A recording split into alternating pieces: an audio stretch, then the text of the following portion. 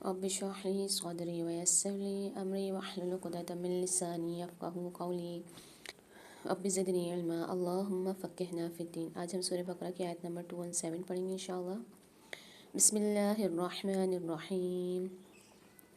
يسألونك عن الشهر الحرام قتال فيه قل قتال فيه كبير وصد عن سبيل الله وكفر به والمسجد الحرام وإخراج أهله منه أكبر عند الله والفتنة أكبر من القتل ولا يزالون يقاتلونكم حتى يردوكم عن دينكم إن استطاعوا ومن يرتد منكم عن دينه فيمت وهو كافر فأولئك حبطت أعمالهم في الدنيا والآخرة وأولئك أصحاب النار هم فيها خالدون۔ یسألونک عن الشہر الحرام قتال فیہ، یہاں قتال فیہ میں دو زیر کی تنوین کے بعد فاری فمال غنہ کے 15 حرف میں سے غنہ کر کے پڑھیں گے۔ کل قتال فیہ کبیر، قتال فیہ میں دو پیش کی تنوین کے بعد دوبارہ سے فاری، تو یہاں پر بھی فمال غنہ والا قاعدہ ہوگا، غنہ کر کے پڑھیں گے۔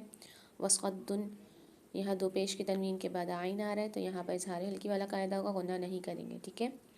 غنہ یعنی کہ ہم ناک میں آواز کو چھپاتے ہیں، رکھتے ہیں تھوڑی دیر اور پھر آگے پڑھتے ہیں، اس کو کہتے ہیں غنہ۔ اور جو ہم غنے کے بغیر پڑھتے ہیں وہ ہوتا ہے وصدن ع، وصدن میں غنہ نہیں ہو رہا اور ع میں غنہ ہو رہا ہے۔ یہاں نون ساکن کے بعد سین آ رہی ہے فمال غنہ کے 15 حرف میں سے، یہاں بھی غنہ کر کے پڑھیں گے۔ سبیل اللہ میں اللہ کے نام کو باریک پڑھیں گے۔ وکفرم بہ میں دو پیش کی تنوین کے بعد چھوٹی سی میم بنی ہوئی آ رہی ہے، یہاں انقلاب والا قاعدہ ہوگا، غنہ کر کے پڑھیں گے۔ والمسجد الحرام واخراج اہلہ منہ اکبر، یہاں منہ اکبر میں نون ساکن کے بعد ہا آ رہی ہے، یہاں بھی اظہار کر کے پڑھیں گے، غنہ نہیں کریں گے۔ عند اللہ میں بھی غنہ کر کے پڑھیں گے، فمال غنہ والا قاعدہ ہوگا۔ والفتنة اکبر من القتل ولا يزالون يقاتلونكم حتى يردوكم عن دينكم، عن دينكم میں بھی قاعدہ فمال غنہ کا ہو رہا ہے، غنہ کر کے پڑھیں گے۔ ان استطاعوا ومن يرتد، یہاں نون ساکن کے بعد یا مشدد آ رہی ہے، غنہ ادغام کے ساتھ غنہ کر کے پڑھیں گے، ادغام مال غنہ والا قاعدہ ہوگا۔ میں حکم میں دوبارہ سے فمال غنہ والا قاعدہ ہو رہا ہے۔ دینی ہی میں بھی نون ساکن کے بعد دال آ رہی ہے، ایک فمال غنہ کے 15 حرف میں سے، یہاں بھی غنہ کر کے پڑھیں گے۔ وَهُوَ كَافِرٌ فَأُولَئِكَ، یہاں دو پیش کی تنوین کے بعد فا آ رہی ہے، یہاں بھی ایک فمال غنہ والا قاعدہ ہوگا۔ حبطت اعمالهم في الدنيا والآخرة وأولئك أصحاب النار هم فيها خالدون۔ اب میرے ساتھ پڑھیے۔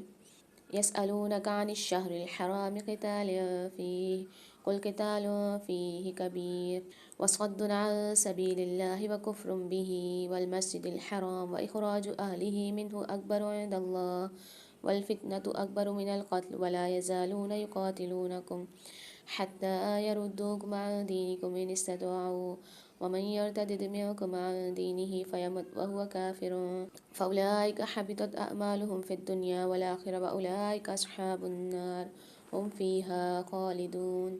اب اس کا ترجمہ کریں گے۔ یسألونک عن الشہر الحرام، وہ سوال کرتے ہیں آپ سے حرام مہینوں کے بارے میں۔ قتال فیہ، جنگ کرنا اس میں کیسا ہے؟ کل قتال، کہہ دیجئے جنگ کرنا، فیہ کبیر، اس میں بڑا گناہ ہے۔ وصد، اور روکنا، عن سبیل اللہ، اللہ کے راستے سے، وکفر، اور کفر کرنا، بھی اس کا، والمسجد الحرامی، اور روکنا مسجد حرام سے، واخراج، اور نکالنا، اہلہ، اس کے رہنے والوں کو، منہ، اس سے، اکبر، زیادہ بڑا گناہ ہے۔ عند اللہ، اللہ کے نزدیک، والفتنة، اور فتنہ، اکبر، زیادہ بڑا ہے، من القتل، قتل سے، ولا یزالون، اور وہ ہمیشہ رہیں گے، یقاتلونکم، جنگ کرتے تم سے، حتی، یہاں تک کہ یردوکم، وہ پھیر دیں تمہیں، عن دینکم، تمہارے دین سے، ان استطاعوا، اگر وہ استطاعت رکھیں، ومن یرتد، اور جو کوئی پھر جائے، منکم، تم میں سے، عن دینہ، اپنے دین سے، فیمت، پھر وہ مر جائے، وہو کافر، اس حال میں کہ وہ کافر ہو، فاولئک، تو یہی لوگ ہیں، حبطت، ضائع ہو گئے، اعمالہم، اعمال ان کے، فی الدنیا، دنیا میں، والآخرۃ، اور آخرت میں، واولئک، اور یہی لوگ ہیں، اصحاب، ساتھی، النار، آگ کے، ہم فیہا، وہ اس میں، خالدون، ہمیشہ رہنے والے ہیں۔ اب اس کی تفسیر کریں گے۔ تو پیارے صالحات، اس آیت میں ہمیں بتایا گیا ہے کہ ذوالقعدہ، ذوالحجہ، محرم اور رجب، یہ 4 مہینے حرمت والے ہیں۔ عہد جاہلیت ہی سے ان میں لوٹ مار اور خون ریزی حرام سمجھی جاتی تھی۔ حبطت اعمالہم، اس آیت سے معلوم ہوا کہ اگر کوئی شخص نعوذ باللہ مرتد ہو جائے اور اسی حالت میں مر جائے تو اس کے تمام اعمال ضائع ہو جاتے ہیں، لیکن اگر پھر سچے دل سے تائب ہو کر اسلام قبول کرے تو مرتد ہونے سے پہلے کے اعمال ضائع نہیں جاتے بلکہ ان کا بھی ثواب مل جاتا ہے۔ اگر کوئی شخص مرتد ہو جائے اور توبہ نہ کرے تو اس کی سزا قتل ہے۔ جو حبطت اعمالہم فی الدنیا، دنیا میں ان کے اعمال ضائع ہونے کا نتیجہ ہے۔ تو پیارے صالحات، یہ آیت ہمیں پیغام دیتی ہے کہ دین سے روکنا سب سے بڑا فتنہ ہے۔ ایمان کی حفاظت سب سے اہم ہے۔ مقدس چیزوں کا احترام لازم ہے۔ وقتی فائدے کے لیے ایمان قربان نہ کریں۔ صبر اور ثابت قدمی کامیابی کی کنجی ہیں۔ یسألونک عن الشہر الحرام، لوگ آپ سے حرمت والے مہینے کے بارے میں پوچھتے ہیں۔ مطلب لوگوں کا یہ سوال تھا کہ کیا مقدس مہینوں میں جنگ جائز ہے؟ قتال فیہ کبیر، اس میں لڑائی بڑا گناہ ہے۔ مطلب حرمت والے مہینے میں جنگ واقعی بہت سنگین گناہ ہے۔ وصد عن سبیل اللہ، اللہ کے راستے سے روکنا، مطلب لوگوں کو دین پہ چلنے سے روکنا بہت بڑا جرم ہے۔ وکفر بہ، اللہ کا انکار کرنا، مطلب اللہ کو نہ ماننا سب سے بڑا ظلم ہے۔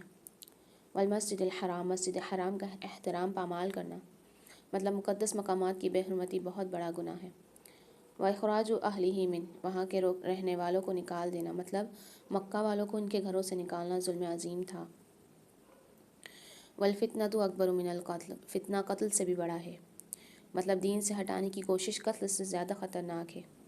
حتیٰ یردوکم عن دینکم، تمہیں دین سے پھیر دیں، مطلب دشمن کی اصل کوشش ایمان چھیننا ہے۔ فیمت وہو کافر، کفر کی حالت میں مر جانا، مطلب ایمان کے بغیر موت سب سے بڑا نقصان ہے۔